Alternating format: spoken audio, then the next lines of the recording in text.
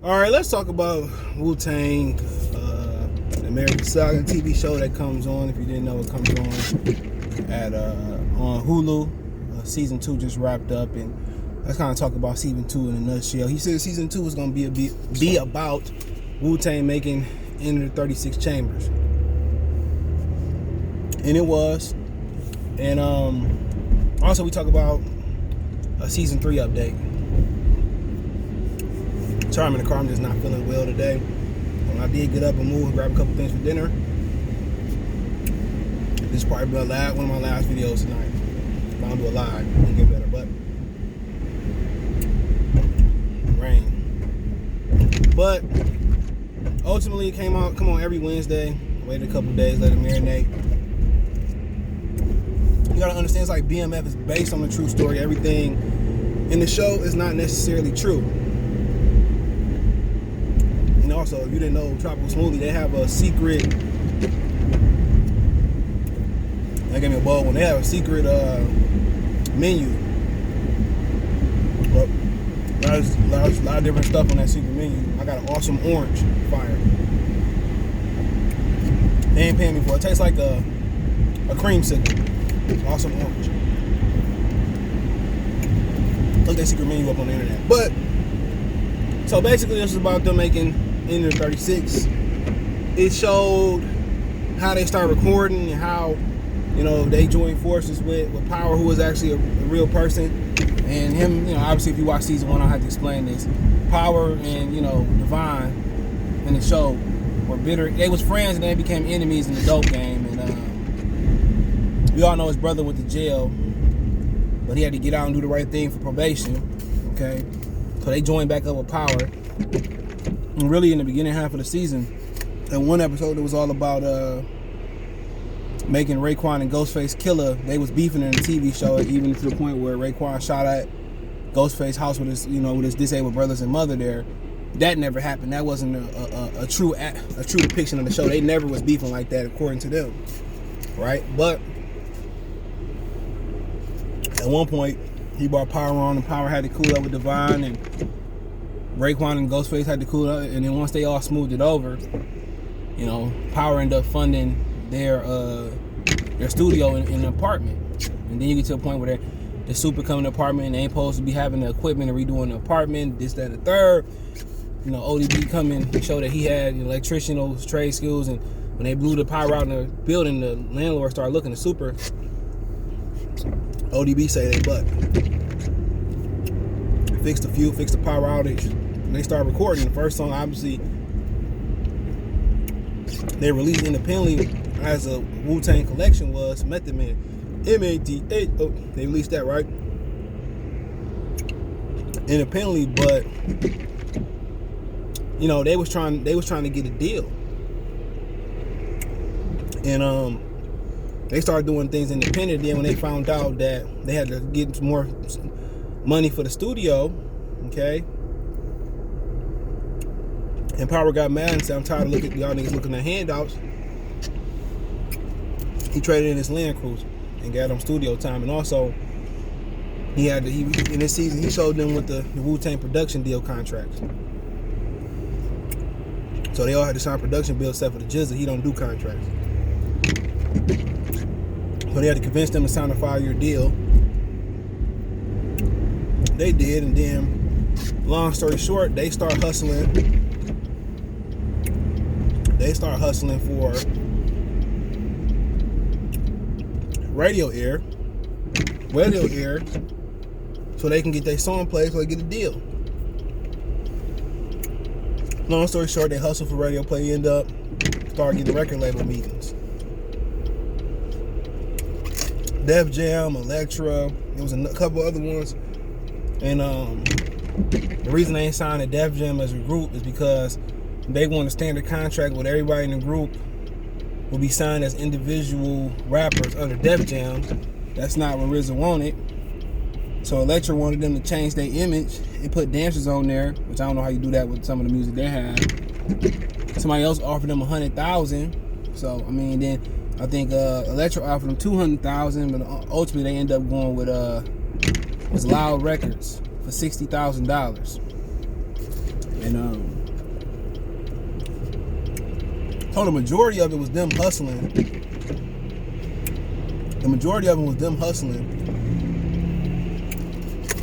to get radio play and get a deal. And them bonding and becoming a group, and him putting Stapleton in Brooklyn, and him putting what was the other one, Stapleton, and I forget the other one, man. The other projects they had in Staten Island, putting them all together and making them kind of one, and they getting to know each other, filling stuff out, but I'm just giving it to you in a nutshell. The biggest thing about this episode, the biggest thing about it was the epic shit came later, where once they got to deal with Loud, right? Once they got to deal with Loud, I'm smelling Loud, skunk and weed, smoke. He gave them what they looking for. It didn't show it in the show, but most of y'all know the story. It was like,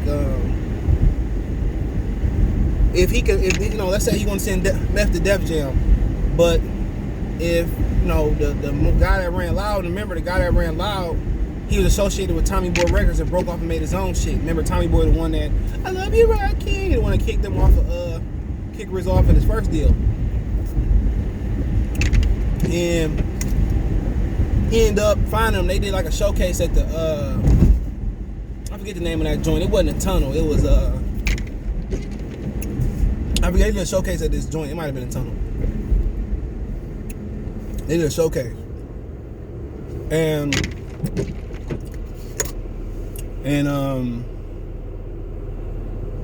they did really good, and that's kind of what solidified the record labels wanted them. Before we get to the record label, after I got mixing up, that's what really wanted them. After they did the performance, they performed Method Man, and they performed Protect Your Method Man, and then it could be all so simple. So that's what really got them to deal. And like how the individual deals went, it showed that Method Man got signed to Def Jam.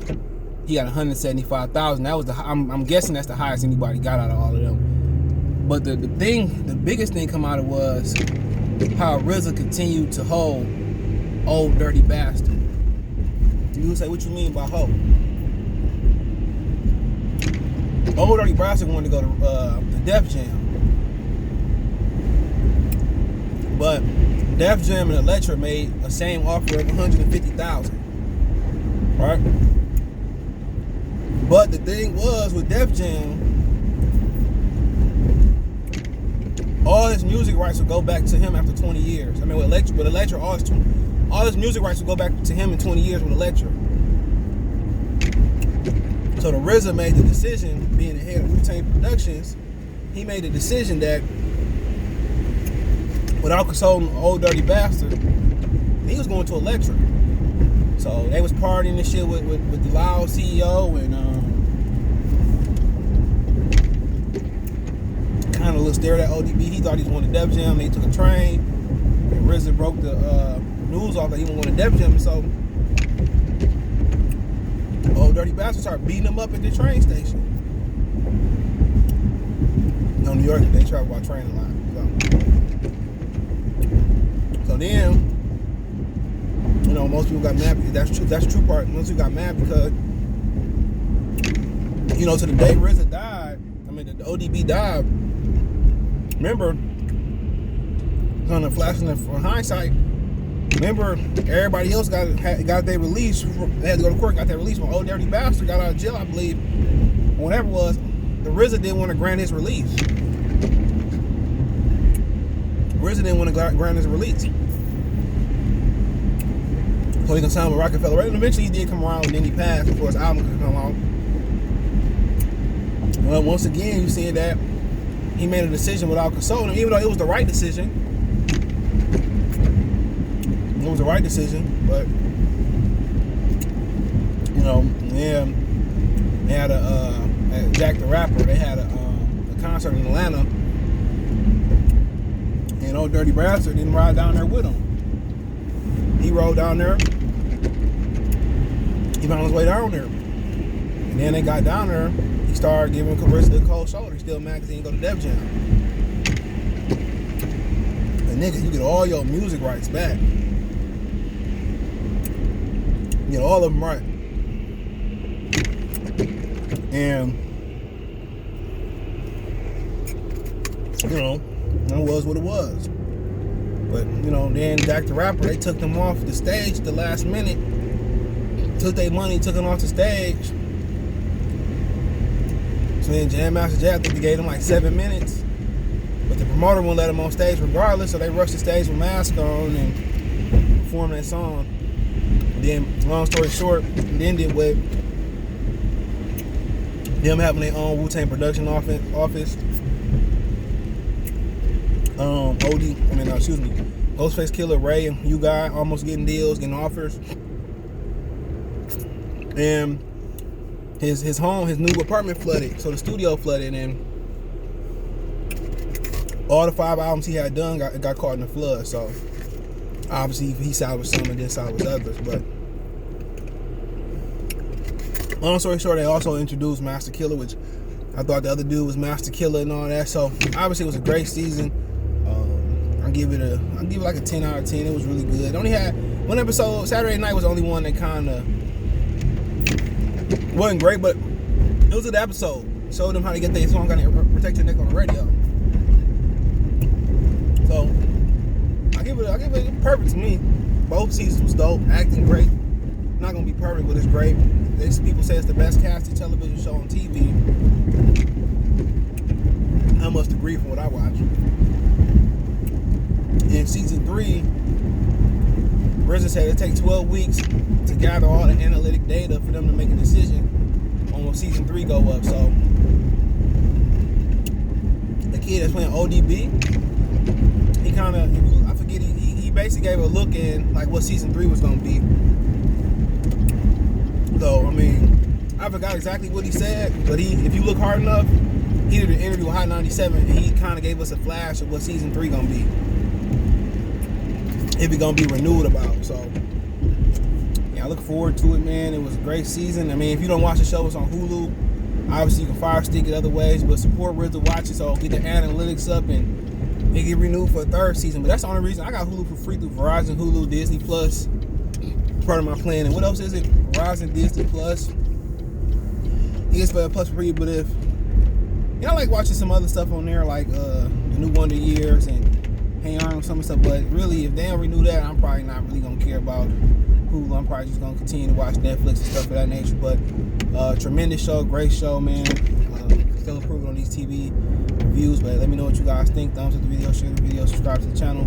Check out the music and entertainment playlist. Want to make a donation? Cash App CJGood313, Venmo CJGood313, PayPal in the description. Rest of the donation, share the video, subscribe to the channel, thumbs up, comment, hit the bell icon, all notification. Increase your chance of getting the video, getting the notification when I go live and drop a video. Appreciate the love, support. One time. Peace. Hey you, yeah, I'm talking to you. You right there watching this video, waiting for this live stream to start, or just watching the membership video, man, and why you should join the membership. Let's talk about it real quick, expeditiously.